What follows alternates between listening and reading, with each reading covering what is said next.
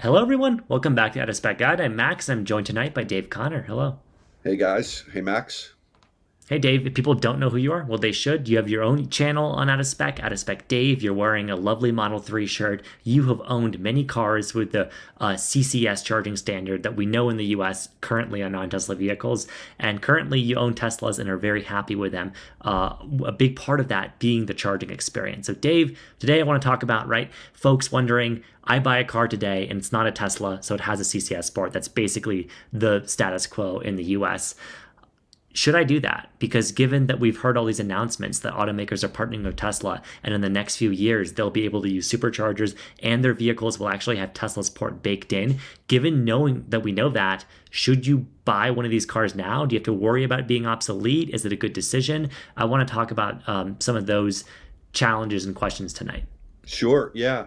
I mean, just right off the bat, what I would say, Max, is that if you are looking, let's say you're a two-car family and you take your Tahoe, your Suburban up to Vermont on the weekends, and you drive your other car 15, 20, maybe even 50 miles one way to work every day and back, okay? Um, if you have the ability to charge at home every single night and let's say you're interested in buying a car as a daily driver, an electric vehicle, any car out there, irrespective if it's a Tesla or a CCS car, I wouldn't hesitate to buy today. If you like the car, go out and buy it. That's second car.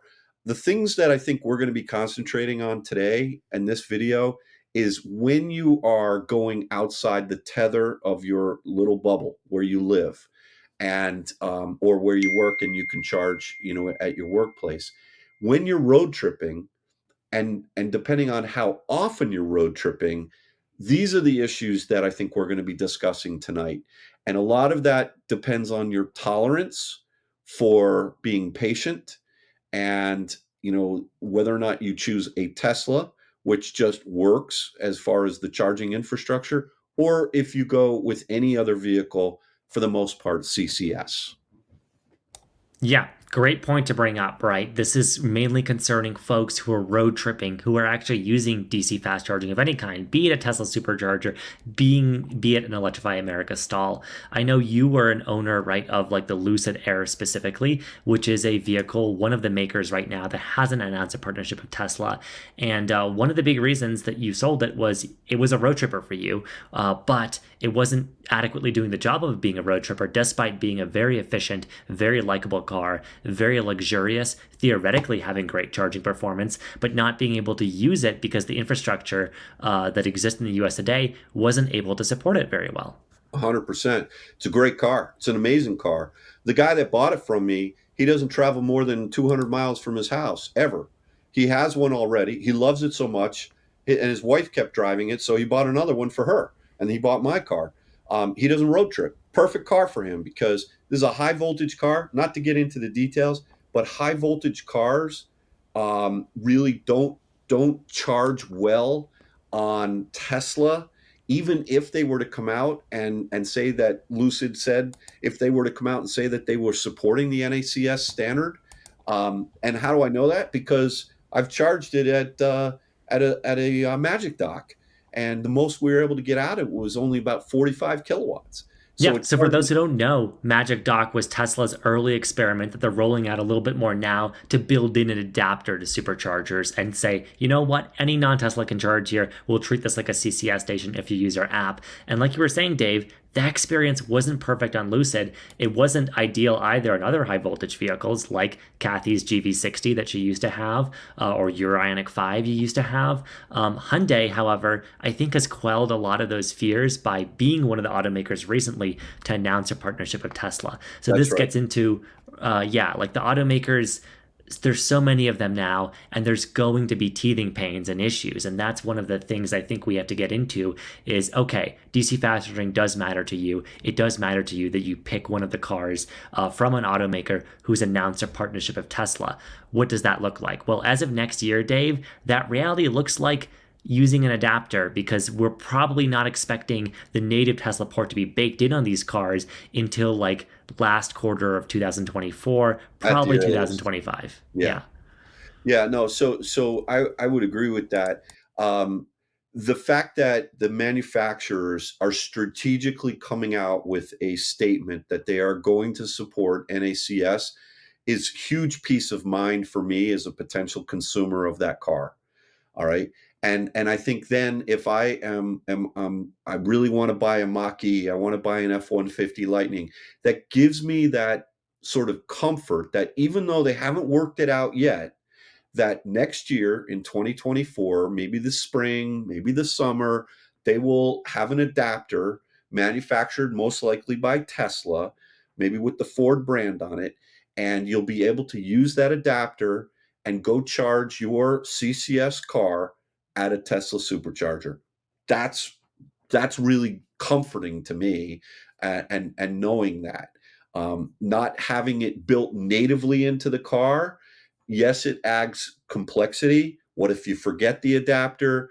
It's one other point of failure to go wrong. But I personally, I would think that if Ford and Tesla come out with an approved adapter, for one of these cars that strategically is announced and to be in partnership, I would say that's enough for me, especially if I'm an occasional road tripper, to go out and buy that CCS car today. That's just me.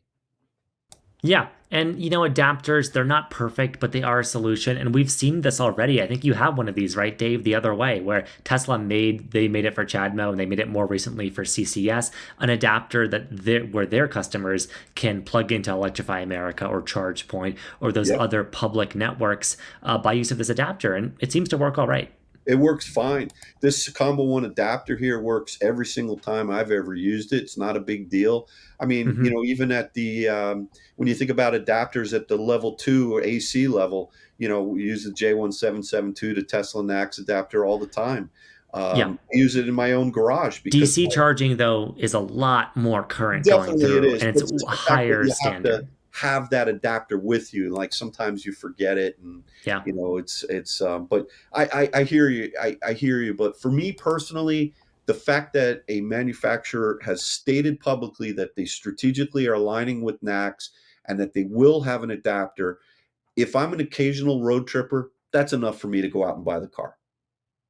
Yeah, I agree with you. Partnership is a huge sign of confidence in the first place. There's also going to be third-party CCS adapters to go into Tesla's North American charging standard, and so that's there.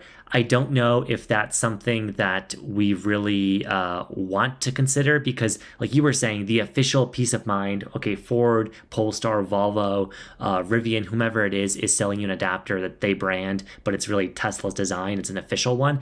That's good. These third-party ones with an adapter with DC fast charging with all it has to be responsible for, I'm a little more dubious. Now, our colleague Tom Malogny made a video looking at a very early one that's been shipped to him. And, it's very interesting. It's cool that this will be an ecosystem and there'll be other options. But personally, and I feel like you would agree with me on this, Dave, if it were my money, I would just spend a little bit more and get that official adapter once those become an option for the cars that have the You have a partnerships. $60,000 car. Let's say the adapter costs $500, and the third party is going to cost you 250. You're going to save $250 and potentially risk your $60,000 car. I wouldn't do it. That's just me. Yeah, don't think it's worth it in that situation. There's another scenario here to bring up, which is the automakers that don't have the partnership yet, right? So notable ones being Stellantis, Volkswagen, we mentioned Lucid, BMW. So Dave, an EV from one of these manufacturers, some of which, by the way, are quite compelling, right? That new ID4 that has the tax credit in the US, the BMW i4, which some people like, the i7 is a Rolls Royce of sorts. There's some really compelling vehicles from these manufacturers, and they have, as of yet, announced no partnership with Tesla. How would you feel, Dave, about buying a car from any of them right now with what we Yeah, I know? mean, the cars are not the problem. So if you're just going to be daily driving the car and you're not going to be going on huge road trips, um, I wouldn't hesitate to buy one of them. But even then, if you say, "Oh, I can stand," I can go. It's not like you can't charge these cars. I mean, there are networks out there that you can charge.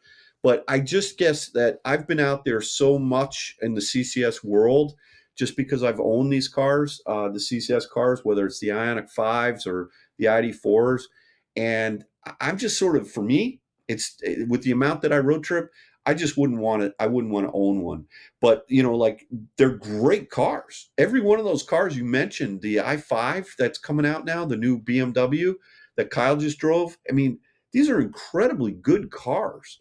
But whether it's politics or whether it's they haven't really figured out how they're going to. I don't think it's as simple as, hey, Tesla, can we be a partner? Sure. I mean, there's a lot that goes on behind the scenes to figure out what the strategic game plan is going to be. But if you're a heavy duty road tripper and you are used to either putting gas in your car or you're used to the Tesla experience and you move over to a CCS car, as long as you're ready to deal with a lot of anxiety, both, and it's really not range anxiety, right? We're all pretty good now, especially EV owners, about projecting how far can I go on a charge? What's the temperature out? What's the altitude? What's the wind? It's the charger anxiety that you're going to have with you when you're driving that I-7 down the road and you just spend all that money on that car and you're not sure when you pull up to that station whether or not you're going to get a good, fair, or poor charging session, or if you're going to have to wait online.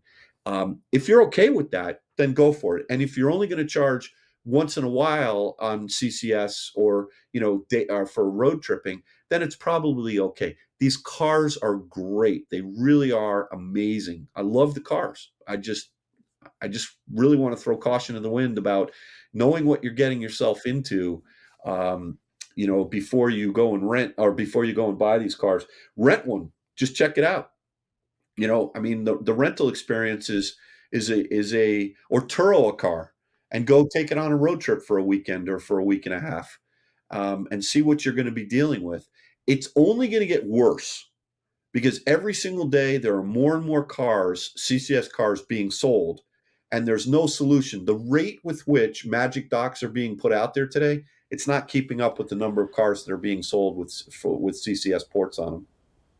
I'm a little bit more optimistic about the future than you are, but I think we both agree where it is. But like you said, Dave, it is going to get worse at least before it gets better in the sense that, like, yes, we have all these mounting already. Like in California, there's a lot of Electrify America stations that are just full all the time. There's people who don't know how to adequately use them, who have Chevy Bolts plugged into the high speed stall that they can't take charge from. All of these growing pains already. And then you're going to have the additional growing pains, even with Tesla, right? Because Tesla, to this up until now, has developed a reputation of excellence in their charging network. A big part of that being their vertical integration, Dave.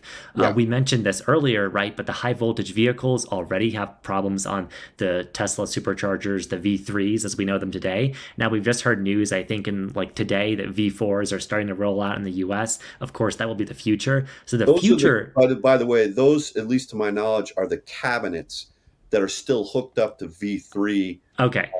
In So hardware fact, is yet to come, basically. right, There's still a lot of work to be done to get Tesla superchargers, even as is, working well with all of the CCS cars, even if the right. manufacturers announce a partnership. So things are, I think, like Dave, I think in 2026, 2027, we're going to live in a good world where I think by then, hopefully, like BMW and Volkswagen and those brands will have shifted in North America and realized, like, be pragmatic and made a partnership. At that point, whether your car has CCS or a Tesla NACS port, you can use an adapter either way and charge everywhere. There's still these weird wrinkles, like right now, NEVI funding, the National Electric Vehicle Initiative, the federal money, right? That depends on a station having a CCS cable, despite ChargePoint, Electrify America, and so many other charge point operators announcing they're going to have an ACS cable. So I think a lot of these new stations being put up will just need cables for both. Consumers of either vehicle, in particular non-Tesla cars, will probably want that Tesla adapter once that becomes a possibility for them. So next year, Dave, it's going to be kind of messy, probably. Yeah. Yeah, I think it is going to be messy, for sure. But again, I think it comes down to how much are you really going to be road tripping, and if it's not a lot, then I would come back to just don't worry about it. Buy any of the cars; they're all really really great. And let's not forget that Tesla, there's been waits. I mean, down in Florida, We don't have I've waited a few times. I know I've heard stories out in California of waiting. We don't really have systems that are set up for queuing properly. If you show up and there's no real organization as far as who's next to actually go to which station, there's things that I think the charge point operators can do to help alleviate some of that confusion in the marketplace. But you're always going to run into that person that just pulls in and been super aggressive. Kyle's run into a few of those in his videos, and it's kind of humorous in one way, but like it can get ugly out there. It really can. Absolutely. We have to make a video, Dave, at some point about charger etiquette and like why chargers need to enforce idle fees and a queuing system. All of these things right now are like fantasies in our mind. But if like EVs, they're going to go as mainstream as a lot of folks are suggesting, then we kind of need these things. Yeah, Yesterday, I would argue, but of course they're not going to come soon enough. I think they will come. I'm optimistic, but it's going to be a little bit of an adjustment. But back to the whole right, like Tesla NACS thing. It sounds like, Dave, if we can summarize this, okay, does it matter to you to road trip a lot and use DC fast chargers? If not, just buy the car you want. It doesn't need to be a Tesla. It can be whatever car, like you said, BMW i5, Lucid Air, the Polestar 2, the yeah, car I drive. I love it. Works for me. I have home charging. That's fine. If it is a concern for you, then probably, yeah, be leery of the manufacturers that haven't announced a partnership yet, and just keep that in mind.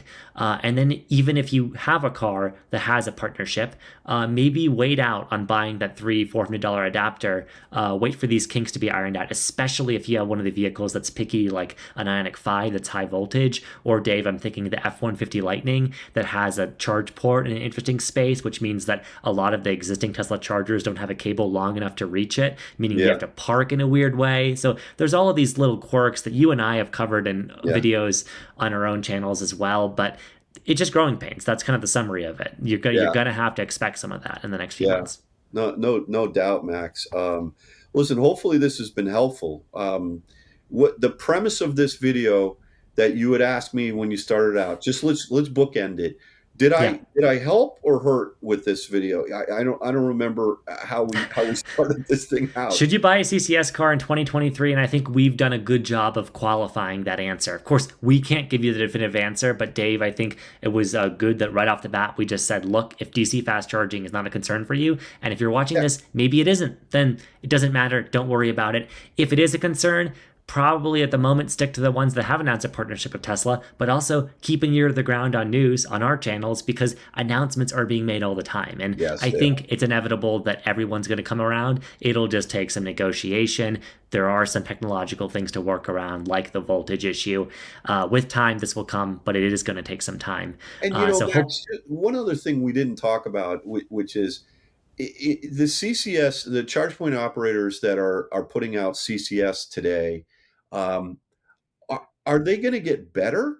I mean, and so in other words, maybe 2 years from now, the CCS networks that are out there that maybe haven't, added the NACS port to them, maybe they will get better.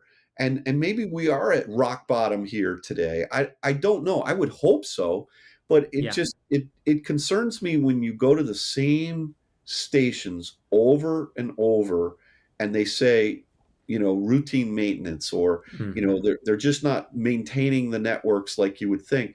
yeah, But I would hope that the solution isn't just Tesla, but I no, would hope that other networks and other charge point operators beyond Tesla will add the NACS ports to their very solid charging infrastructure and hardware.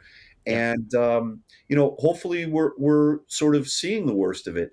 I'm not yeah. sure we are yet, but I see the light here. In 4 years, we're going to look back on this video and just laugh, right? Have you ever had a conversation with someone, Max, that said, "Hey, the other day I was charging at Mobile. I wish I could have gone to Shell. It's so much better experience." It doesn't like what? Don't even waste my time with that, right? No, we're That's not going to think where about it. we're The hopefully going future to get to with these electric charging stations. Yeah, right now we are looking to Tesla as salvation because the situation is so dire. I know. Hopefully, competition levels things out. The North American charging standard, being just that, an actual standard that's in use both in cables and in vehicles everywhere, is Yeah, going to equivalent, make things much more equivalent, or much more, I should say, cross compatible, to the extent that, Dave, we can in our cars price shop stations and not worry about reliability or will it even work. But the way we do with the gas stations, see, oh, 530 a gallon. I'm not doing that here. We can do that with kilowatt hour pricing with EV chargers. That's the future I want. It's the future you want. I agree. That would be great. But with that, on that tantalizing note, thank you so much for joining me, Dave. Any other ground you think that we, didn't cover today, or that folks might want to ask about? Lots more, but we're not going to get into it tonight. Yeah. I mean, there's so many different subtopics around this. But look, if you like a car and you want to daily drive it and take the occasional road trip, don't overthink it. Just go buy the car. They're great. It's any of the cars are great. It's just look at the way you're going to use it. And I highly recommend renting a car if you have not driven one over an extended period of time, or Turo. Just get renting, of course, Turo, where you can rent the car that you really want to buy, any car, and go take it on a road trip and see what it's like and experience it, and realize that that's the experience that you should figure out for yourself. And I can't recommend that enough. So Yeah, great advice as always. People can check out your channel out of Spec Dave if they want to hear more from you. And of course, you'll be on this channel as well. Thank you so much for joining me, Dave, tonight. And again, yeah, folks, if you've got questions, leave those in the comments. Send us emails. We're more than happy to answer them. And I'm going to repeat Dave's advice. If you are really, really curious, the best way to find these things out is just rent the car yourself and live with yeah, it for a week. absolutely. All right, Max, thanks for having me. Appreciate it. Yeah, see you in the next one. Bye. All right, take care now. Bye bye.